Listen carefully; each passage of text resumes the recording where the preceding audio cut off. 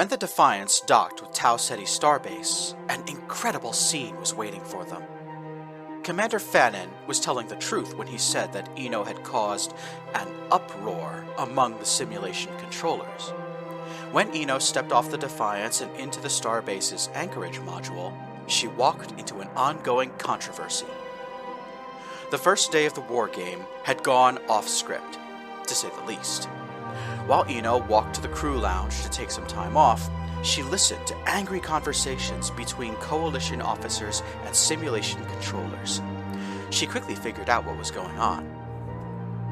During the first day of the simulated space war, human forces, role-playing as Red Fleet, had inflicted a series of major defeats on the rest of the Coalition, punching millions of kilometers into Coalition territory.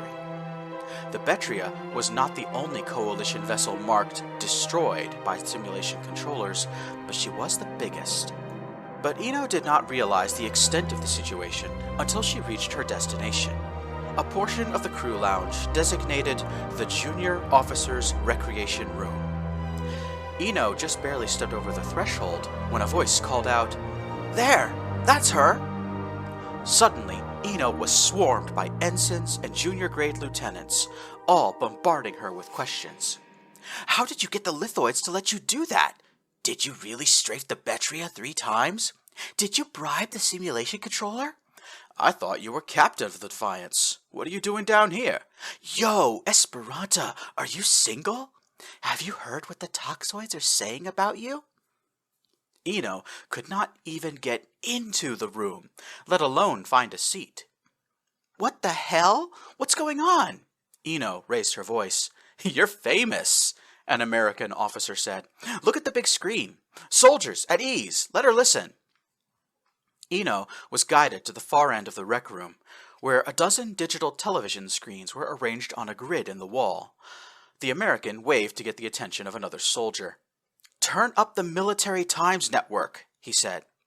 A Kenyan soldier nodded and grabbed the remote control. She pushed a few buttons, and all of the screens synchronized with each other, each one showing a portion of a much bigger image that soon filled the wall of screens. Ino was watching a news report about the war game. "The threat is real," the news reporter declared, while behind him, video footage of Coalition warships played. According to reports from the Tau Ceti star system, the annual GALEX war games got off to an unexpected start today when simulation controllers credited a single person with the destruction of our most advanced battleship, the Betria. Perhaps even more disconcerting, Coalition officials have refused to identify the person responsible for the deed.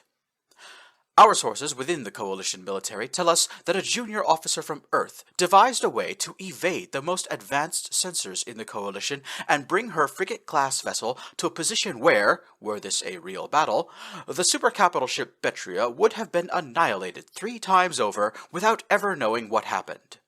Military analysts say this development will raise significant questions about how battleships and cruisers defend themselves against smaller vessels. Our investigative journalists will continue seeking out information about the incredible young officer who scored this improbable victory, and will bring you the exclusive interview here on Military Times. Nearly 100 junior officers turned to look at Ino. Not only were there humans in the room, but dozens of aliens. Lithoids, mammalians, fungoids, toxoids, arthropods, molluscoids, and plantoid people, all wearing the blue and silver colors of the Coalition uniform, were looking at Ino as though she was some kind of celebrity to be adored. "How did you do it?" asked a plantoid officer, his voice creaking in awe. Ino could not find words. A hand closed on her shoulder. She started to look around to see who it was, but a fur-covered mammalian suddenly jumped to his feet and yelled, "Group, attention!" Admiral Ruel, flanked by several Coalition officers, had entered the room. "Ensign Esperanta," he said in a low voice, "might I pull you aside for a brief word?" Ino was steered into a conference room where nearly 24 admirals and generals were having an impromptu meeting. The mood in the room was so tense that Ino's fight or flight sense was triggered as soon as she sat down. Admiral Garnet, the commander of Coalition forces during the exercise, was having a very loud argument with another human officer. Ino did a double take before realizing she was looking at retired General Ermal, the commander of Red Fleet. The old Turk looked like he might explode from anger. "I don't care what you call it," General Ermal was shouting. "This whole foul-up proves that your technology can't replace good old intuition. This whole simulation is worthless and will do us no good when the Fellowship comes to break down our doors and kidnap our people." "It was a fluke," Admiral Garnet raised his voice. "A simulation-specific loophole that could never be repeated in the real world. I'm told the programmers are already accounting for it, and the battle simulation will reflect reality more accurately by tomorrow." Admiral Ruel cleared his throat.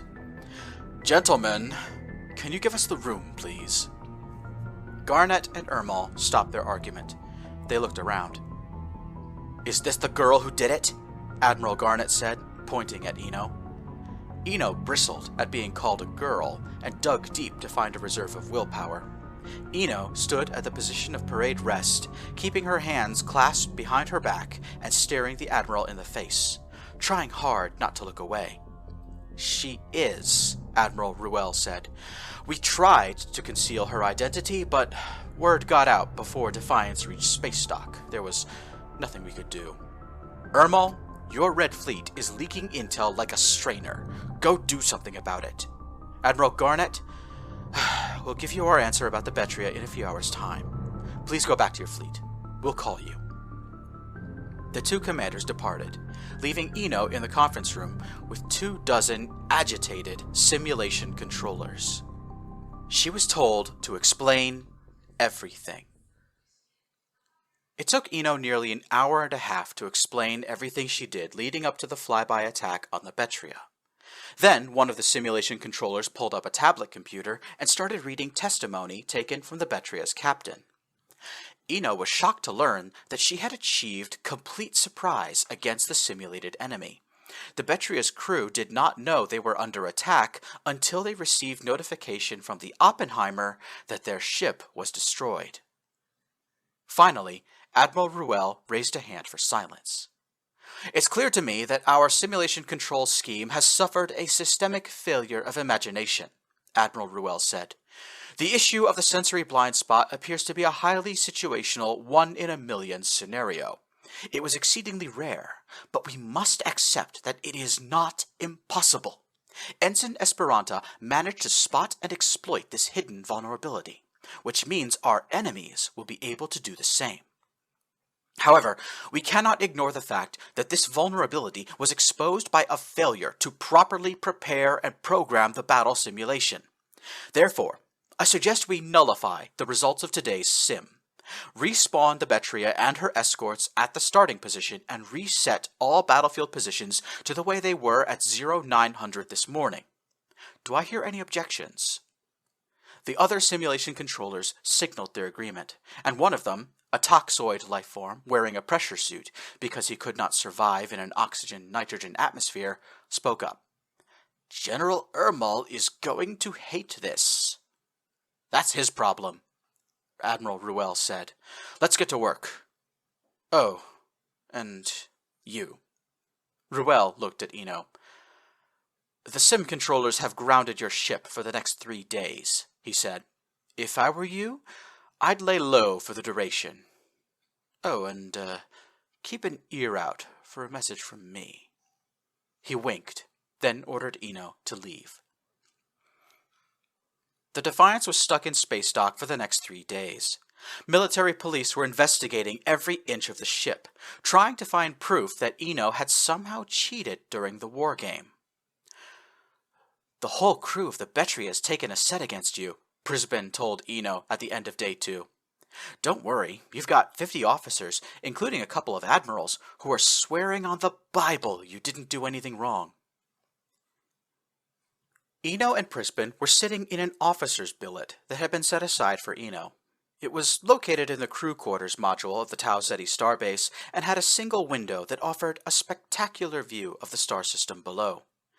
Taking the day off and knowing they had tomorrow off as well, Ino and Prisbin were both dressed in civilian outfits and watching Ino's TV. They had just flipped to a late-night talk show. "Let's talk about the promising officer from GALEX," said one of the hosts, Esperanta. "Our records show that before she joined the military, she was part of a student-run political group that advocates for synthetic solidarity. Could she be plotting the start to a political career? She seems to have built up the rap sheet for it." "Oh, God," Ino groaned. "But her parents are die-hard members of the Esperantist movement. Would she run against them?" said a commenter. "My parents only care about Venka," Ino grumbled. Prisbin looked at her. "My sister," Ino explained. "Have you ever heard of golden child syndrome? Well, Venka was touched by Midas as a baby. Or rather, I wish she was." Ino drew her legs up so she could hold herself in the fetal position. She snatched a sideways glance at Prisbin to make sure he was looking at her. She was still trying to get closer to Prisbin by either befriending or seducing him, out of a desire to join the Pathfinders. To that end, Ino was determined to use any opportunity to tell her own life story and win over his sympathy. And if that did not work, she was also wearing an outfit that was suitable for both a relaxing night at home or an unplanned romantic date. Ino adjusted her skirt when she noticed Prisbin was looking. "Venka older or younger?" Prisbin asked. Ino saw his eyes briefly flick toward herself before locking back onto the TV screen. 3 years younger," Ino said, adjusting herself so that she sat cross-legged with her hands in her lap. "Mom and Dad say that Venka's perfect and she can't do anything wrong, and they constantly ask me why I can't be more like her. Why can't I be as smart as Venka? Why did I cry when my birthday cake was Venka's favorite flavor? Why couldn't I do up my hair like Venka's? Why couldn't I make friends with the type of people Venka liked? Why couldn't I just let Venka have my high school boyfriend because Venka was the better girl and I didn't deserve him?" This last one got a response from Prisbin, who looked up from the TV and stared at Ino with wide eyes. "What? No way!" Ino nodded. Outwardly, she looked like she was about to burst into tears, but inwardly, she was half happy, half sad. Reliving her childhood made Ino feel terrible, but she always felt better when someone lent her a sympathetic ear. "Venka complained whenever I brought a boy home from school," Ino said. "She'd get jealous and try to steal boyfriends from me. And when I told Mom and Dad about it, they'd take her side, saying Venka was the better girlfriend anyway, and that I was too ugly to land a guy." Prisbin sat up on the couch and moved over to one side. Ino joined him, and in a moment she was crying into Prisbin's shoulder while he held her with one arm. "Then, when I graduated high school and got into college, Mom and Dad didn't care," Ino went on. "I got into the University of Buenos Aires, and they talked about how Venka was going to get into a better school before long. So as soon as I got to Buenos Aires, I decided to get as far away from them as I could." "Have you heard from them since?" Prisbin asked. "Couple of times," Ino said. "They showed up once in my sophomore year. I don't know how, but they found out I had a serious boyfriend and Mom threw a fit. She said she'd disown me if I got married before Venka." "And you didn't disown her first?" Prisbin said. Ino laughed. "Are you kidding? I disowned the whole family on the spot. Called school security and had them escorted out." "And the other time?" "Graduation," Ino replied. "Venka wanted to walk up onto stage with me when I got my diploma." Ino shuddered, then let out something that sounded like half a cackle. "She never got into that good school," Ino finished. Ino and Prisbin huddled together on the couch, their voices getting lower and softer. Finally, they decided to end the night and made their way into Ino's bedroom, accidentally leaving a couple articles of clothing behind on the hallway floor. Ino forgot, at least for one night, that she was trying to seduce Prisbin for the selfish hope of getting another chance to join the Pathfinder Order. It had been years since the last time she spent the night with someone, and Ino was going to savor this moment of very welcome companionship. You're walking down a well-worn road. Something changed, but who would know? The smiles you get are poisoned well. The color you once knew is killed. And as you realize